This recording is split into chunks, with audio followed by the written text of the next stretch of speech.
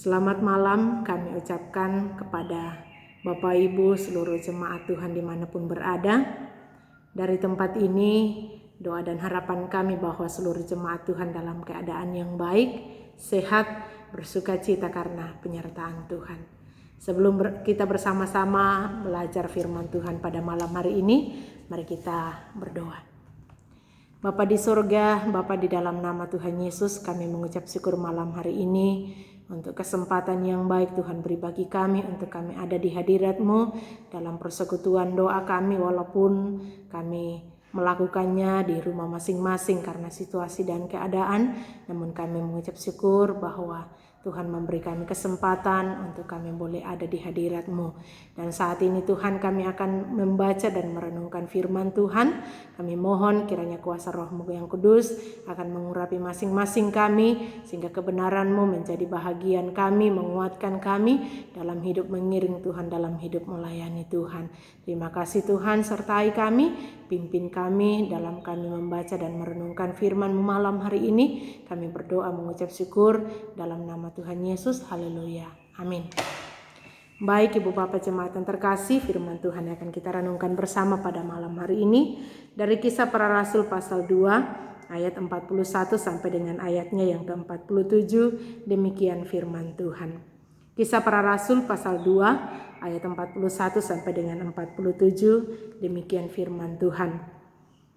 Orang-orang yang menerima perkataannya itu memberi diri dibaptis, dan pada hari itu jumlah mereka bertambah kira-kira 3.000 jiwa. Mereka bertekun dalam pengajaran rasul-rasul dan dalam persekutuan, dan mereka selalu berkumpul untuk memecahkan roti dan berdoa. Maka ketakutanlah mereka semua, sedang rasul-rasul itu mengadakan banyak mujizat dan tanda, dan semua orang yang telah menjadi percaya tetap bersatu, dan segala kepunyaan mereka adalah kepunyaan bersama. Nah, selalu ada dari mereka yang menjual harta miliknya, lalu membagi-bagikannya kepada semua orang sesuai dengan keperluan masing-masing. Dengan bertekun dan dengan sehati, mereka berkumpul tiap-tiap hari dalam bait Allah. Mereka memecahkan roti di rumah masing-masing secara bergilir dan makan bersama-sama dengan gembira dan dengan tulus hati, sambil memuji Allah, dan mereka disukai semua orang. Dan tiap-tiap hari Tuhan menambah jumlah mereka dengan orang yang diselamatkan. Tema kita pada malam hari ini ialah jemaat yang dipimpin Roh Kudus. Jemaat yang dipimpin Roh Kudus. Ibu Bapak jemaat yang terkasih dalam Tuhan, menurut pendapat kita, jemaat yang bagaimanakah yang patut disebut sebagai jemaat impian? Atau jemaat yang bagaimanakah yang patut disebut sebagai jemaat yang ideal? Nah, mungkin ada yang berpendapat bahwa jemaat impian atau jemaat ideal adalah jemaat yang digembalakan oleh seorang gembala atau hamba Tuhan yang memiliki gelar yang berasal dari sekolah luar negeri, atau jemaat yang ideal atau jemaat adalah jemaat yang melakukan pelayanan dengan berbagai mujizat, jemaat yang memiliki gedung yang besar dan berada di kawasan yang strategis, ataukah jemaat yang ideal atau jemaat impian adalah jemaat yang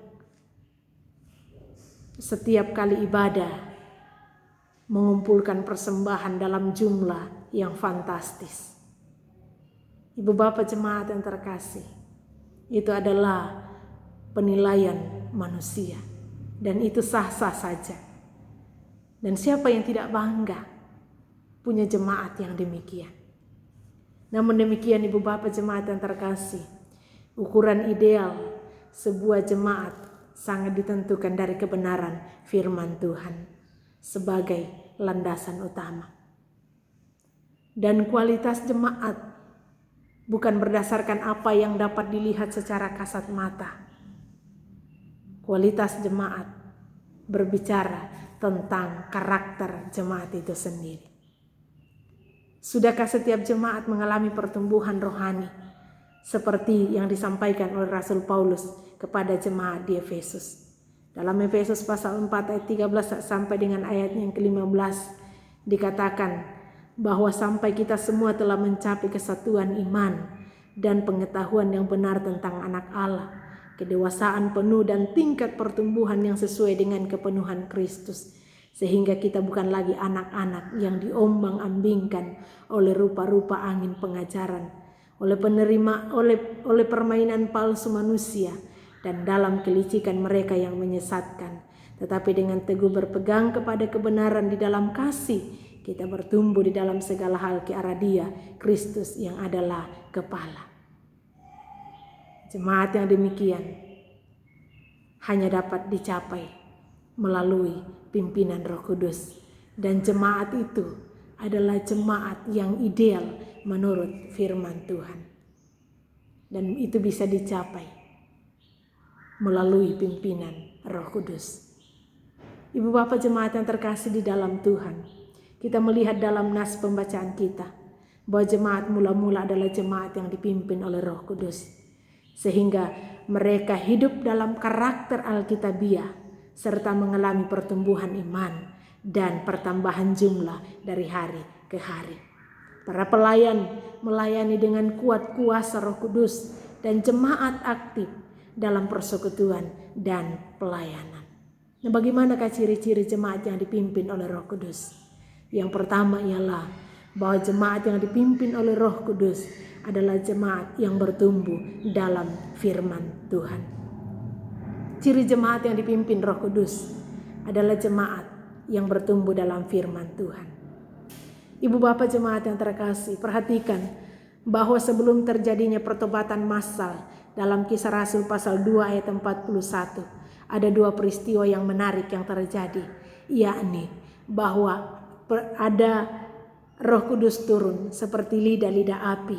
Lalu kemudian yang kedua, bahwa rasul-rasul yang ada dapat berbahasa roh, yakni bahasa-bahasa yang dapat dipahami oleh semua orang yang berasal dari berbagai tempat yang ada pada waktu itu. Itu adalah kedua kejadian spektakuler yang terjadi. Tetapi Bapak Ibu, kalau kita perhatikan apa yang terjadi dengan kedua hal spektakuler yang terjadi itu, menimbulkan dua reaksi dari orang-orang banyak yang ada pada saat itu.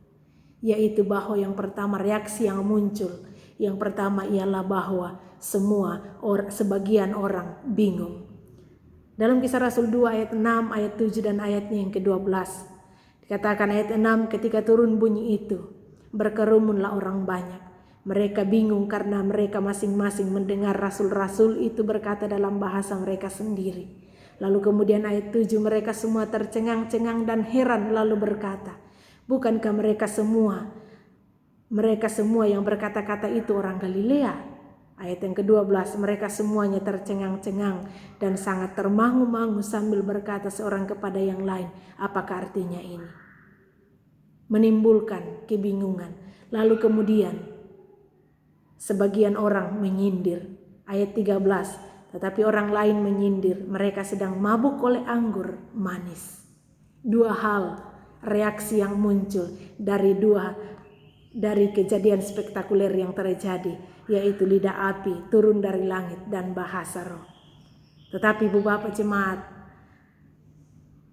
tidak menimbulkan pertobatan, justru menimbulkan reaksi kebingungan dan juga menyindir. Akan tetapi ketika ada pemberitaan firman Tuhan, yaitu khotbah Petrus yang diurapi oleh Roh Kudus, dikatakan bahwa ada 3.000 orang bertobat dan menjadi jemaat perdana pada waktu itu. Itu berarti bahwa sebuah jemaat seharusnya lahir dari mendengar firman Tuhan dan bukan hanya karena melihat mujizat. Ini berarti bahwa iman yang sejati itu lahir dari mendengar firman Tuhan dan bukannya karena melihat mujizat. Iman yang sejati sekali lagi bukan lahir dari mujizat, tetapi lahir dari pendengaran akan firman Tuhan. Roma 10 ayat 17 mengatakan, jadi iman timbul dari pendengaran dan pendengaran oleh firman Kristus. Jemaat mula-mula mencintai firman Tuhan. Dan karena itu setelah mereka lahir dari firman Tuhan, mereka juga bertumbuh dalam firman Tuhan. Ibu bapak, jemaat yang terkasih, firman Tuhan harusnya menjadi dasar, landasan seseorang untuk percaya kepada Yesus. Dan jemaat yang dipimpin oleh Roh Kudus adalah jemaat yang bertumbuh dalam firman Tuhan. Kemudian yang kedua, ciri jemaat yang dipimpin oleh Roh Kudus ialah bahwa jemaat yang bertekun dalam persekutuan. Salah satu ciri dari jemaat mula-mula yang sangat kental ialah bahwa mereka bertekun dalam persekutuan. Mereka tidak hanya bertekun dalam pengajaran rasul-rasul yang mereka terima, melainkan mereka juga bertekun bersama-sama dalam persekutuan, serta selalu berkumpul untuk memecahkan roti. Persoalan iman adalah sesuatu yang bersifat pribadi. Itu sebabnya menuntut kita untuk harus mengambil keputusan sendiri dan tidak dapat diwakilkan. Namun, iman yang ada dalam diri kita itu bertumbuh di dalam sebuah persekutuan. Nah, sebagai persekutuan di dalam jemaat, kita dipanggil untuk menciptakan suasana yang hangat dan saling peduli satu dengan yang lain. Berkumpul memecahkan roti di sini menunjukkan persekutuan yang akrab antara satu dengan yang lain. Harus diakui bahwa untuk menciptakan hidup persekutuan yang hangat dan saling mempedulikan bukanlah hal yang mudah. Butuh pengorbanan seperti yang dilakukan oleh Yesus dan juga dilakukan oleh jemaat mula-mula. Mereka berkorban dalam persekutuan mereka. Nah, ibu bapak jemaat yang terkasih, persekutuan jemaat ibarat sebuah keluarga. Ketika kita diperhadapkan dengan berbagai persoalan, dengan kesulitan-kesulitan, tentunya bahwa sebagai anggota keluarga, kita tidak akan lari meninggalkan keluarga itu ketika dalam persoalan. Sebaliknya, kita akan berusaha menyelesaikan persoalan yang ada dan tetap menjaga keutuhan keluarga kita. Demikian pula dalam kehidupan persekutuan di dalam jemaat. Ada masalah dan kesulitan yang terjadi. Namun melalui masalah dan kesulitan yang kita hadapi bersama-sama, kalau kita tetap setia dan bergantung pada Tuhan, maka kita akan bertumbuh melalui persoalan, melalui kesulitan-kesulitan yang ada. Dan ini adalah jemaat yang sehat, yaitu bahwa jemaat yang tidak hanya mementingkan aspek pengajaran, tetapi juga memperhatikan aspek relasi atau persekutuan di antara para anggotanya. Kemudian ciri yang ketiga dari jemaat yang dipimpin oleh Roh Kudus ialah bahwa jemaat yang dipimpin oleh Roh Kudus adalah jemaat yang berdoa. Nah, ibu bapak jemaat yang kekasih dalam Tuhan, masih di ayat yang ke-42 bagian B dikatakan, dan mereka selalu berkumpul untuk memecahkan roti dan berdoa. Jadi berdoa kalau kita perhatikan itu adalah aktivitas yang penting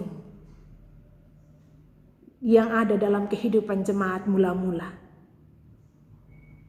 Memang benar bahwa mereka mengutamakan firman Tuhan, tetapi mereka juga tidak mengabaikan yang namanya doa.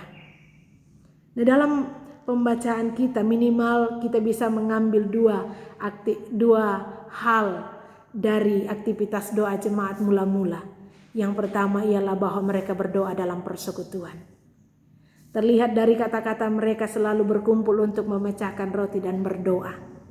Berarti bahwa mereka bukan saja berdoa secara pribadi, tetapi mereka melakukannya itu pada waktu mereka berkumpul bersama-sama. Dan dengan demikian boleh dikatakan bahwa jemaat mula-mula berdoa bersama-sama. Mereka melakukan persekutuan doa.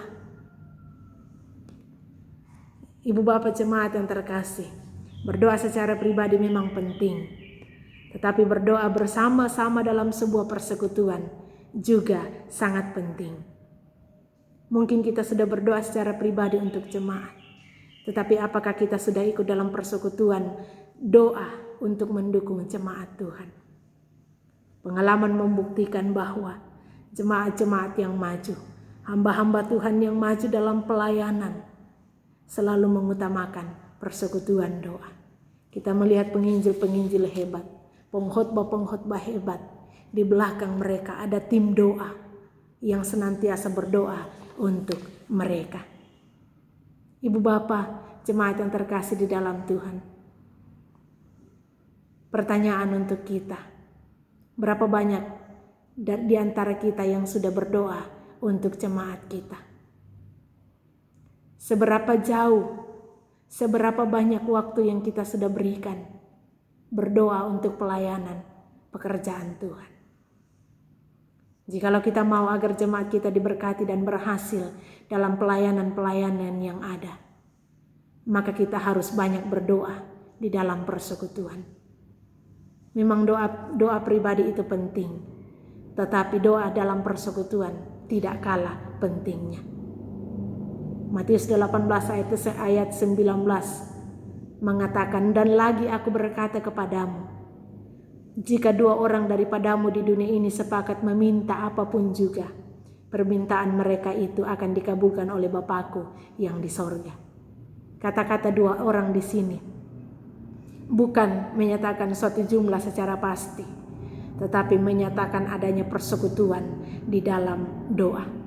Dan juga kata sepakat menunjukkan adanya kesatuan di dalam doa itu. Karena itu, persekutuan doa di dalam jemaat sangatlah penting. Kemudian hal yang kedua yang dapat kita catat dari aktivitas doa jemaat mula-mula ialah bahwa mereka berdoa dengan tekun. Mereka melakukan doa itu bukan hanya 1-2 kali, bukan hanya 1 hari 2 hari, tetapi dikatakan bahwa mereka bertekun. Artinya bahwa mereka melakukan aktivitas doa secara bersama-sama, itu dilakukan secara terus-menerus, secara kontinu, tidak berhenti pada satu titik, tetapi dilakukan terus-menerus.